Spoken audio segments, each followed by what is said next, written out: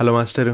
ఏమన్నా మేడం గారు, ఇంట్లో చేసుకునే ఇడ్లీలకి సపరేట్ ఫ్యాన్ బేస్ ఉంటుందండి. అలాంటి మెత్తటి ఇడ్లీలలోకి ఇవాళ నేను చూపించే శనగపప్పు పచ్చడిని కొంచెం కారంగా చేసుకొని చూడండి. కాంబినేషన్ సెట్ ఉంటుంది. పువ్వులు లాంటి ఇడ్లీల పైన కొంచెం నెయ్యి తగిలించి ఇవాళ మనం చేసుకునే శనగపప్పు పచ్చడి వేసుకొని కొంచెం నిమ్మకాయ పిండుకొని తింటుంటే ఉంటుంది గురువు గారు.